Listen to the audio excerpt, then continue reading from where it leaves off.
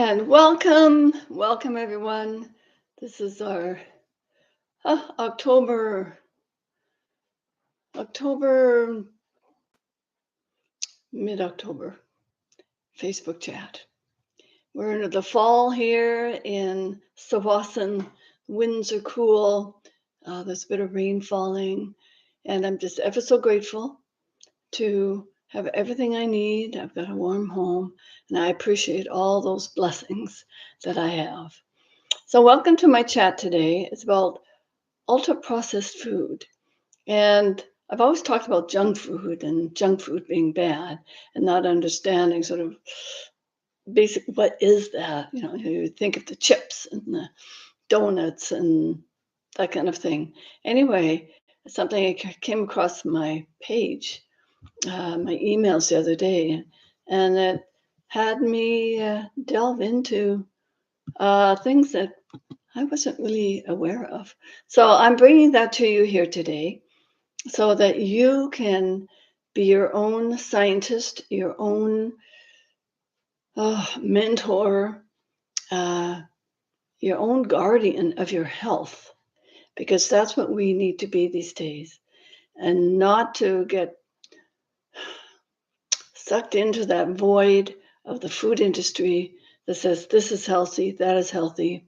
And sometimes even the science, it can be so confusing because, as we've noted before, it can be healthy from one perspective and not so healthy on another perspective or a different scientist, depending on the study that they've done and actually who is paying for the studies. And there was one article, it was in The Guardian, and 3 out of the 5 people that were saying ultra processed food is okay were actually paid or part of a bigger organization that was actually processing the food. And even though they said, oh, no, I'm not associated with that, there is an association and something we just need to be aware of. So dive deep.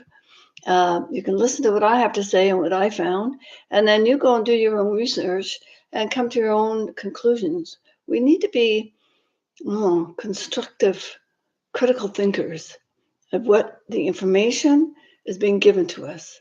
And we need to take our power back and we use that divine intervention knowledge, that intuitive feeling. Listen to how your body feels. There's all sorts of signs and symptoms of your health that your body is talking to you about. So let's just dive into this whole aspect of ultra processed food. And I'll include the link. There's the Guardian link, and then I also found some research online, and it was based on in Brazil. And 10 years ago, scientists noticed a paradox in the data from their National Nutrition Survey. They noticed that people who were using less sugar and less oil, because they had this incredible process to ask people, what are you using? And over time, the use of oil and sugar dropped, but their weight, their obesity weight went up. So what they realized that people were eating more industrialized processed food, biscuits, emulsified breads, confectionery, etc. The team developed a definition that distinguished between traditional food, whole, or processed, and these items which they termed ultra-processed foods, or UPFs. The evidence now shows that UPFs are harmful, not simply because they're salty, fatty, sugary, and low in fiber. The processing itself is at fault. Read the ingredient list, and you'll see that most UPFs are made from commodity crops such as corn or soy, deconstructed into the most basic molecules, protein isolates, refined oils, and modified carbohydrates. And they're no longer part of that whole food. And these then are reassembled with additives to produce food in any shape or texture desired. What characteristics ultra-processed foods is that they're so altered that can be hard to recognize the underlying ingredient. These are concoctions of engineered from ingredients that are already highly refined, cheap vegetable oil, flour, whey protein, sugars, which are then whipped up into something more appetizing with the help of industrial additives such as emulsifiers. And if you're trying to work out if something is a UPF, a good rule of thumb is that it will be wrapped in plastic and contain an ingredient you don't find in a domestic kitchen.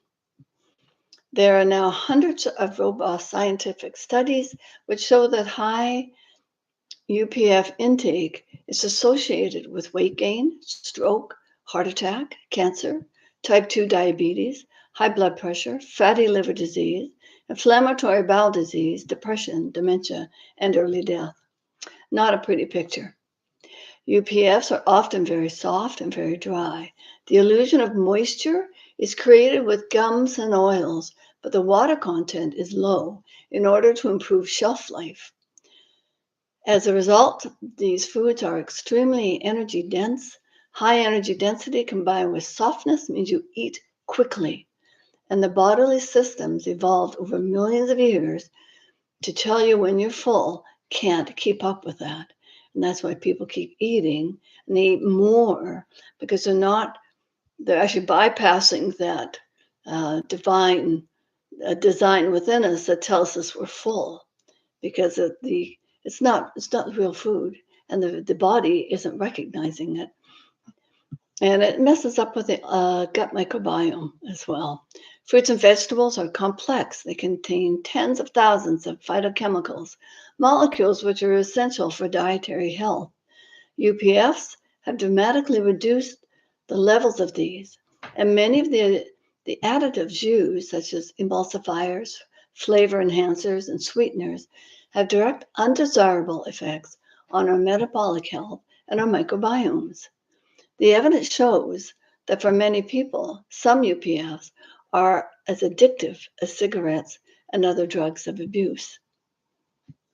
UPFs, incentives, squeezing every last sellable ingredient out of things that aren't even grown for human consumption. Soy protein isolate, corn syrup, and modified starches all come from crops farmed at vast scale to feed animals. For many people, UPFs are only affordable food available, and policy changes should avoid further stigmatizing the disadvantaged groups most vulnerable to their effects. One win-win measure would be to limit the marketing of these products, especially to children. And I see it in the work I am when I'm in the schools. So many packaged foods that children are getting for lunch. Do the parents even know what's in it? I don't think they do. As if they did and they really understood that they were giving toxic food to their kids, they wouldn't do that. And we should make sure that everything served in institutions like schools, hospitals, and prisons is real food. With their long shelf life, ultra-processed foods are designed to be microbiologically safe. The question is, what happens to our bodies when UPFs become as prevalent as they are at the moment? When Montero looked at the foods that had increased the most in Brazilian diet, from cookies and sodas to crackers and savory snacks, what they had in common was that they were all highly processed.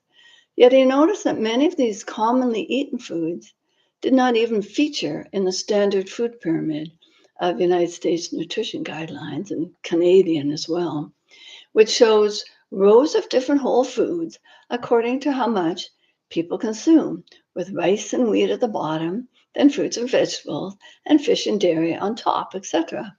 These pyramids are based on the assumption that people are still cooking food from scratch, as they did in the 50s. And he says it's time to demolish the pyramid, and he wrote that in 2011. That was 12 years ago. And the pyramids are still the same. Montero states there are four basic kinds of food, graded by the degree to which they are processed. He calls it the NOVA system, meaning a new star. The first category, group 1, is unprocessed and minimally processed food. This includes fresh, frozen, and dried fruit and veggies, milk and plain yogurt, fresh meat and fish, grains and legumes, fungi, eggs, flour, nuts, seeds, herbs, spices, pasta, and couscous. The second group is called processed culinary ingredients. These include butter and salt, sugar and lard, oil and flour, all used in small quantities with group 1 foods to make them more delicious. A pat of butter melting on broccoli, or a sprinkling of salt on a piece of fish, a spoonful of sugar in a bowl of strawberries, honey, maple syrup, and sugar, salt, and vinegar. Group 3, or processed foods, this category consists of foods that have been preserved, pickled, fermented, or salted. Examples would be canned tomatoes and pulses, pickles, traditionally made bread such as sourdough, smoked fish, cured meats. When used sparingly, these are okay.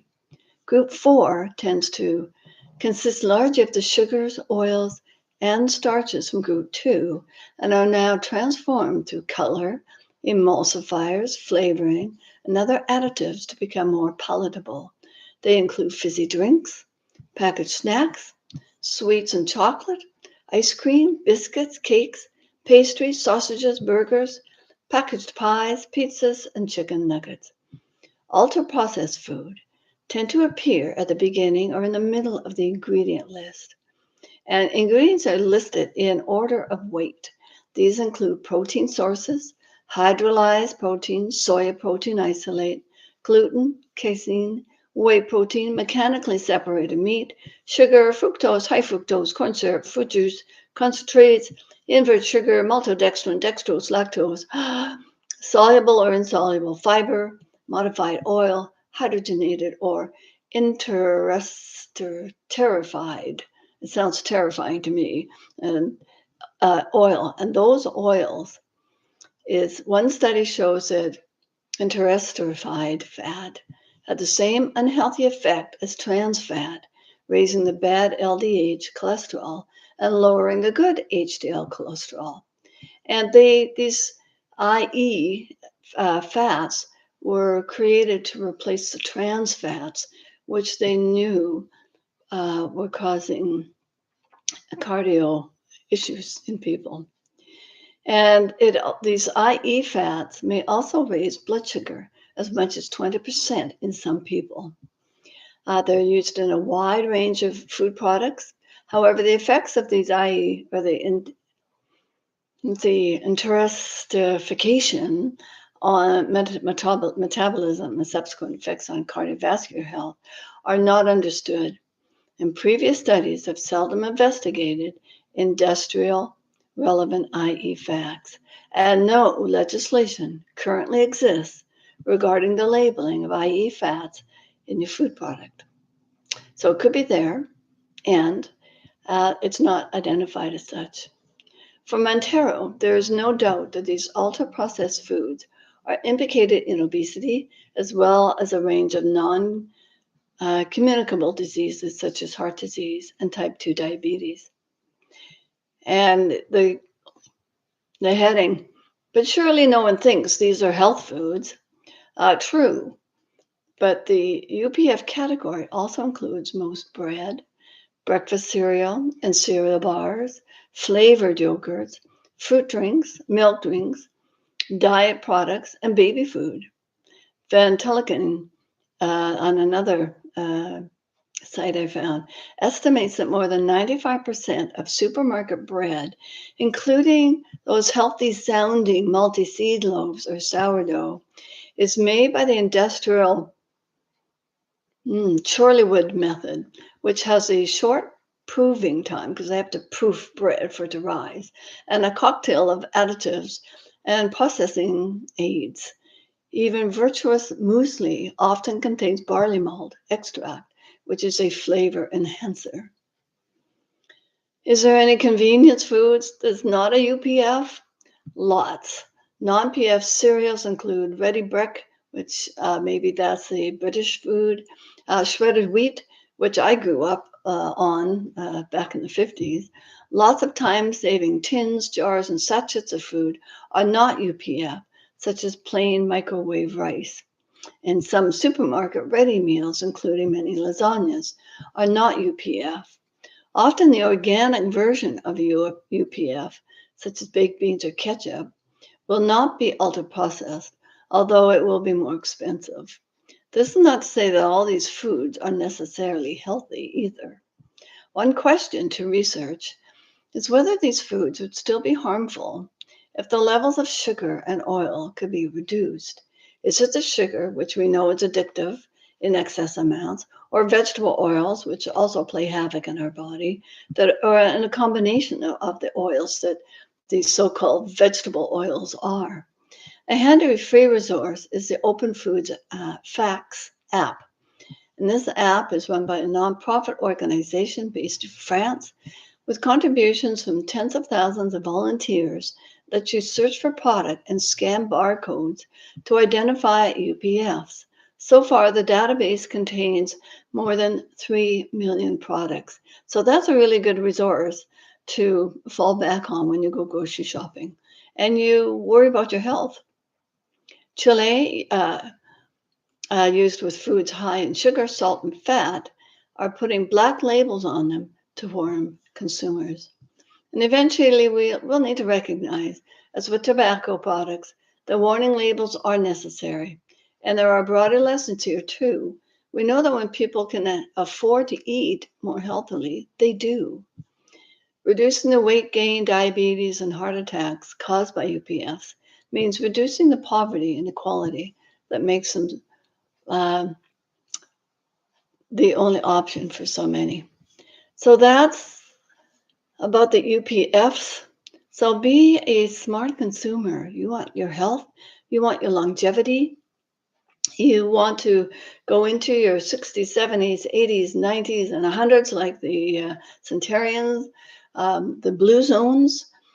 And I watched that program on Netflix last night, and they all use fresh food. They pick it from their gardens, or they shop in markets where they know the farmer, and it's fresh, organic, lots of it organic food. And they are cooking that up with their families. And yes, they're using oil and purple potatoes in Japan and seaweed. And then you go across to these different, there's a spot in off Greece where they're high and they're isolated from sort of all the where they could get the junk food, and these people lived in their 80s and 90s, and one woman was 101 and playing music and laughing, and it was amazing. So I recommend that program to get a sense of what changes you can make. We in North America, certainly Canada and United States, and the work we do, there's a lot of sitting in chairs. We don't get out as much. So go for that walk. Get off the couch and go for a 10-minute walk. And can you increase it to 20 minutes every day? And take some weights with you. And take 2 cans of soup if you don't have weights. And swing your arms. And really make an effort to watch what you're putting in your kids' lunches, your lunches, your dinners, and you can do it. You can do it, and the health of our planet, the planet itself, because the fewer Monsanto-type Roundup chemicals like glyphosate, which they know is harming people. And I've included the link in my Facebook page about a woman whose children had all these different health issues. And when they went to organic food and non-processed food, those issues disappeared in her children. Autism symptoms and rashes and all sorts of things. So what are you feeding your kids and yourself that you know you can change up?